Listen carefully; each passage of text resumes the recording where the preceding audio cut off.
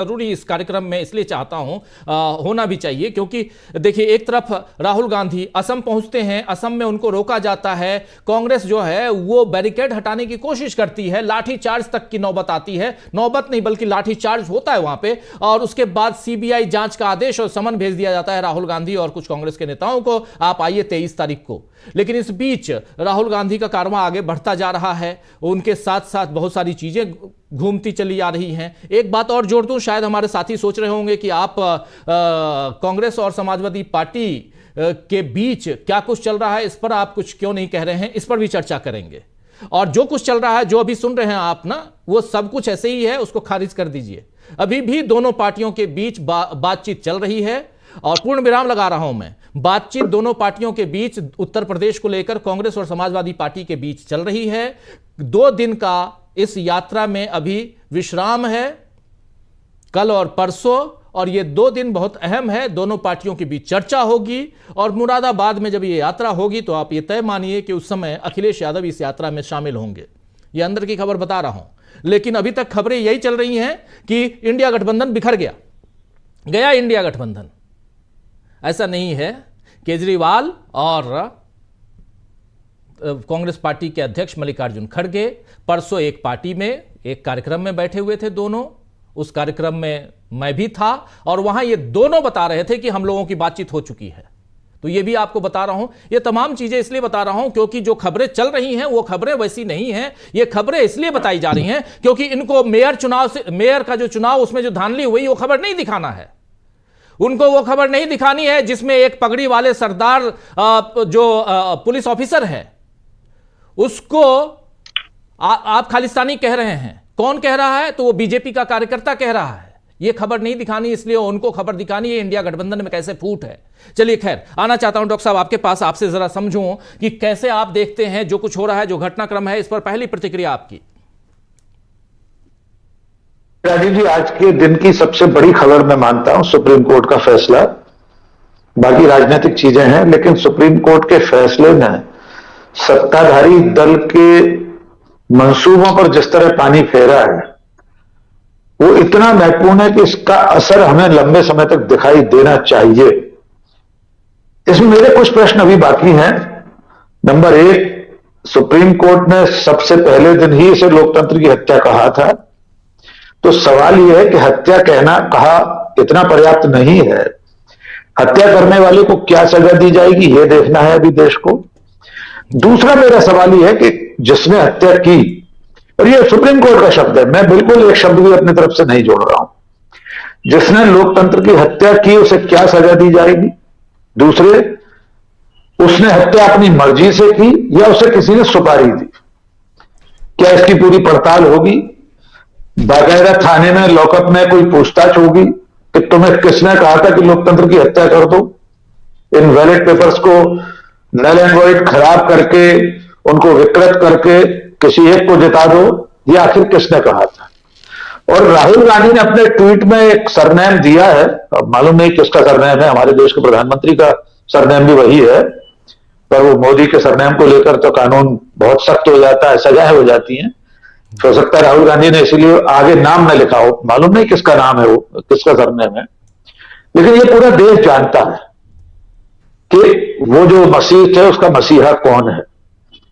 आने वाले लोकसभा चुनाव के लिए एक खतरे की घंटी भी है।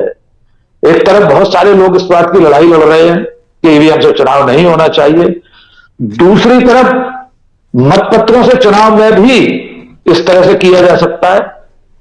तो कहीं इसके पीछे एक चीज और तो नहीं छुपी है कि देश और समाज को यह बताया जाए कि आप लोग बैलेट पेपर की बात कर रहे हैं तो उससे चुनाव की बात कर रहे हैं, उसमें भी गड़बड़ी हो सकती है, इसलिए बेहतर है ईवीएम मशीन से ही चुनाव कराया जाए। तो हमें अभी अगले कुछ दिनों तक ये जरूर देखना है कि संबंधित व्यक्ति जिसने लोकतंत्र की हत्या की, सुप्रीम कोर्ट ने उसे लोकतंत्र का हत्यारा कहा, हारे हुए प्रत्याशी को मेयर बना दिया, इस पर क्या कार्रवाई आगे होती है। दूसरा, जिन लोगों ने वो किया, उस दिन चुनाव परिणाम निकले तो राष्ट्रीय अध्यक्ष Bharatiya Janata party J P Nadda, BJP का official twitter handle BJP for India, इन सबने जो कुछ लिखा था चंडीगढ़ के महापौर की कुर्सी जीतने पर, हड़पने पर, क्या ये लोग माफी मांगेंगे? अब सर्वोच्च न्यायालय के फैसले के बाद तो डॉक्टर साहब इंटरनेशनल कोर्ट ऑफ जस्टिस से तो कोई फैसला आएगा नहीं कि अब एक से कोई बोलेगा कि नहीं चंद्रचूड़ साहब का फैसला ठीक नहीं है।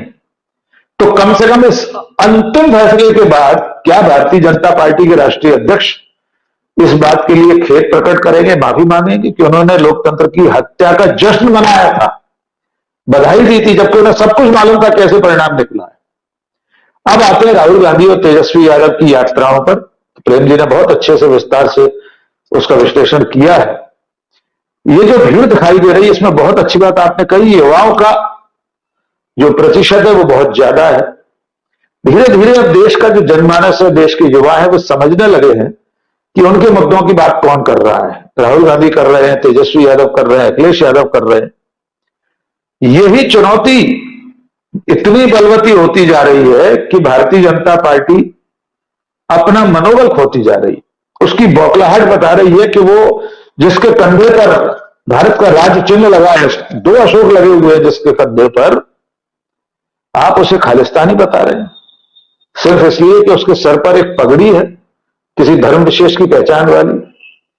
और आपने बिल्कुल ठीक कहा कि ये जो विचार है, इसकी गंगोत्री तो 7 लोक कल्याण मार्ग, जिन्होंने देश के नागरिकों के बीच भेदभाव के लिए कपड़ों से पहचाने की बात कही थी, तो वो गंगोत्री वहां से चलकर पश्चिम बंगाल तक पहुंच के जो नाला बनती है, उसकी बजबजाहट, हमने अभी उसकी बदबू देखी कि एक ईमानदार अफसर जो अपना फर्ज अदा कर रहा है उससे खालिस्तानी कहा जा रहा है। कुल मिलाकर मुझे लग रहा है कि इस वक्त जो परिस्थितियां लगातार चल रही हैं, जिसमें इलेक्टोरल बॉन्ड का फैसला भी आप जोड़ लीजिए, ये समय चक्र, काल चक्र, आपने एक दिन पहले भी कहा था, वो कुछ घूमना शुरू हो गया है। और इसकी बौखलाहट हमारे माननीय शिखर पुरुष और उनकी पार्टी में दिखाई देना शुरू हो गई है। अंतिम बात, सीटों के बंटवारे को लेकर आपने कहा, हम पहले भी कई बार विमर्श में कह चुके हैं, हम और आप सब, कि ये जो गठबंधन धर्म होता है, इसको निभाने में थोड़े बहुत गतिरोध शुरू में आते हैं। ये भारतीय जनता पार्टी जैसी तानाशाही वाली तो कोई पार्टी है नहीं कि यहां कोई भी फैसला एक व्यक्ति कर लेता है। पता नहीं किसने ये फैसला कर दिया कि अब उस पार्टी में कोई चुनाव नहीं होगा राष्ट्रीय अध्यक्ष का। सुई पटक सन्नाटा है राजीव जी। आप कल्पना करके देखिए कि कांग्रेस के राष्ट्रीय अधिवेशन में पार्टी ये फैसला करती है कि अब उनकी पार्टी के राष्ट्रीय अध्यक्ष का निर्वाचन नहीं होगा। कितने दिनों तक मुख्यधारा का media, social media Congress party को तोहमतें भेजती, उसका गला सूख जाता गालियां देते देते, लेकिन शायद 1 मिनट की भी प्रतिक्रिया नहीं हुई कि दुनिया की सबसे बड़ी पार्टी का आंतरिक लोकतंत्र समाप्त हो गया। उसने विधिवत घोषणा कर दी कि उसकी पार्टी के राष्ट्रीय अध्यक्ष का चुनाव ही नहीं होगा उसकी पार्टी में, और कोई चर्चा नहीं हो रही। तो कुल मिलाकर अब धीरे धीरे देश इन सब विषयों को समझने लगा है। यही कारण है कि राहुल गांधी और तेजस्वी यादव की सभाओं में इतनी अपार भीड़ जुट रही है। ये भीड़ वोटों में तब्दील होगी कि नहीं, इसके लिए चुनाव तक इंतजार करना पड़ेगा। जी राजीव।